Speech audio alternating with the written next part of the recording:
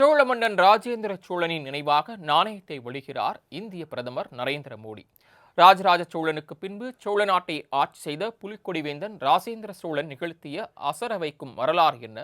ஒரு சிறப்பு செய்தி தொகுப்பு இதோ உங்கள் பார்வைக்கு. தமிழனின் கால்கள் படாத இடம் ஏது என கூறுவதை விட தமிழன் ஆட்சி செய்யாத இடம் ஏது என்றுதான் சொல்லியாக வேண்டும். ஆம், தமிழர்களின் பெருமையை, தமிழர்களின் வீரத்தை, உலகிற்கே பறைசாற்றியவர்களின் வரலாற்றை எடுத்துக்கொண்டால் நிச்சயம் அதில் முதன்மை வாய்ந்தவர்களாக திகழ்பவர்கள் சோழர்கள். ஆசிய கண்டம் வரை ஆட்சி செய்த ராஜராஜ சோழன் தனக்கு பிறகு ஆட்சியை மகன் ராஜேந்திர சோழனிடம் ஒப்படைத்தார்.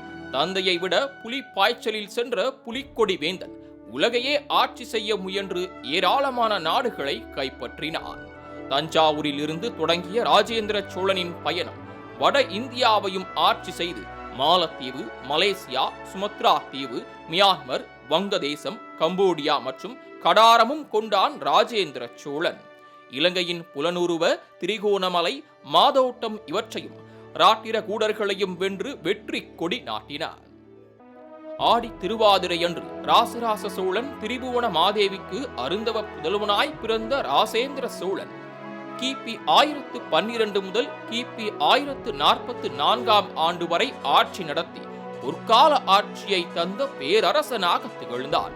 சோழ மன்னர்களின் ஒப்பாரும் மிக்காரும் இல்லை என்ற பெருமையை பெற்ற ராசேந்திர சோழனின் கீழ் தமிழகத்தின் சோழ தேசம் மட்டுமல்ல, ஆந்திரா, கர்நாடகா, கேரளா, சத்தீஸ்கர், ஒரிசா, மேற்கு வங்காளம் உள்ளிட்டவை இவரது ஆட்சியின் கீழ்தான் இருந்தது. அயல் நாட்டுக்கு பெரும் படையை திரட்டிச் சென்ற வீரதீர பராக்கிரமசாலியாகவே திகழ்ந்தார் ராசேந்திர சோழன். வங்கதேசத்தை ஆட்சி செய்த மகிபாலனை வென்று இந்த வெற்றியை சிறப்பிக்கும் விதமாக தற்போதைய அரியலூரில் கங்கை கொண்ட சோழபுரம் என்ற புதிய நகரத்தையே உருவாக்கினார். சிவனின் மீது பெரும் பக்தியுடன் இருந்த ராசராச சோழன் தஞ்சையில் பெருவுடையார் கோயிலை வடிவமைத்தான். அதே போல அவரது வழித்தோன்றல் ராசேந்திர சோழன் சோழர்களின் கட்டிடக்கலைக்கு எடுத்துக்காட்டாக எத்தனையோ கோயில்களை கட்டியுள்ளான்.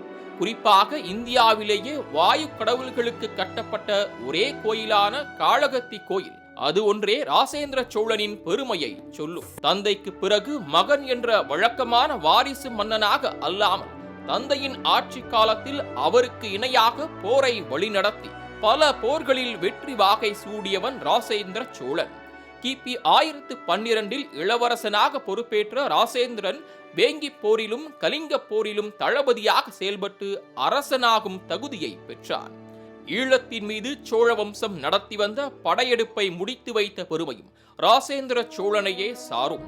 கிபி 900 ஆண்டு காலத்தில் முன்னோர் பராந்தக சோழனாலேயே முடியாமல் போன ஒன்றான பாண்டியர்களால் சிங்கள அரசர்களிடம் கொடுக்கப்பட்டதாக சொல்லப்படும் ரத்தின கற்கள் பொறித்த வாள் முத்துமாலையை ஈழத்துக்கே சென்று கைப்பற்றினார்.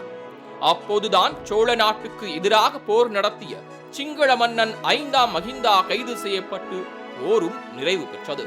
ராசேந்திரனின் ஆட்சி என்பது விசயாலய சோழ வம்சத்தின் வரலாற்றில் பொற்காலமாய் அமைந்தது. சோழ நாடு உலகம் முழுவதும் பறந்து விரிந்து தனது படைபலத்தால் எதிரி நாடுகளை அஞ்சி நடுங்கச் செய்தார். தனது இறுதிக்காலம் வரையிலும் வீரத்திற்கு சான்றாக தமிழர்களின் பெருமைகளை உலகம் அறிந்து கொள்ளும் விதமாக திகழ்ந்த மும்முடிச்சூடிய கோப்பரகேசரிவர்மன் திருவண்ணாமலை மாவட்டம் செய்யாறு பகுதியில் உள்ள நாட்டேரி என்ற ஊரில்தான் தன் இன்னுயிரை நீத்தான். இதற்கு சான்றாக செய்யாறு அருகே பிரம்மதேசத்தில் உள்ள சந்திரமௌலீஸ்வரர் கோயிலில் உள்ள கல்வெட்டுகள் அமைந்துள்ளன. தொடுகடற்காவர் கடுமுரட் கடாரமும் மா பொருந்தண்டார் கொண்ட கோப்பரகேசரி வர்மனுமான உடையார் ஸ்ரீ ராசேந்திர சோழ தேவர்க்கு யாண்டு என மெய்கீர்த்தி சொல்கிறது. கேட்க கேட்க புல்லரிக்க வைக்கும் அளவுக்கு வீரத்தின் விளைநிலமான சோழ தேசத்தில் தொடங்கி பார் முழுவதும் கால் பதித்து ஆட்சியில் நடத்தையில் நாணயம் காத்த ராசேந்திர சோழனுக்கு மற்றும் ஒரு பெருமையாய் அமைந்துள்ளது அவரது உருவத்தில் வெளியிடப்படும் நினைவு நாணயம். புலிக்கொடி வேந்தனுக்கு புகழ் வணக்கம். மாலை முரசு செய்திகளுக்காக சக்தி.